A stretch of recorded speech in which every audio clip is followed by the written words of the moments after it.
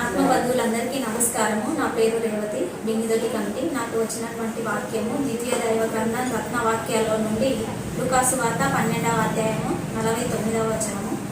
నేను భూమి మీద అగ్నివేయ వచ్చి తిని అది ఇదివరకే రగులుకొని మండవలెనని ఎంతో కోరుచున్నాను. వివరము: అగ్ని అనగానే మనం ప్రతిరోజు చూసేటటువంటిది అని పొరపడకూడదు. అగ్ని 2 రకాలు కలదు. ఒకటి సాధారణ అగ్ని, రెండవది అసాధారణ జ్ఞానాగ్ని. సాధారణ అగ్ని కట్టెలను, ప్రపంచ వస్తువులను కాల్చును. జ్ఞానాగ్ని కర్మాల కట్టెలను కాల్చును. మానవులు పాపకర్మల మధ్య చిక్కుకొని ఘోరమైన కష్టములను అనుభవిస్తుండగా వారిని కడతేర్చుటకు దేవుడు భూమి మీద జ్ఞానమను అగ్నిని వేయుటకు వచ్చాడు. జ్ఞానమను అగ్ని మానవులలో చేరి వారి కర్మలను కాల్చివేసి జన్మలను లేకుండా చేసి తన యొద్దకు చేర్చగలదని దేవుని భావం.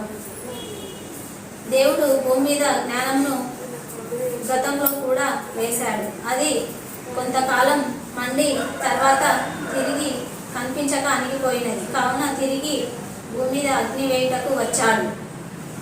ఇంతకుముందు వేసినటువంటి అగ్ని రగులుకొని మండవలనని కోరుచున్నానన్నాడు. దానిలోని అర్థం అగ్ని లేని చోట అగ్ని వేయ వచ్చినని, ఇంతకు ముందు వేసిన చోట అది అణిగి ఉండగా తిరిగి మండవలనని ఆయన ఉద్దేశం. నమస్కారం.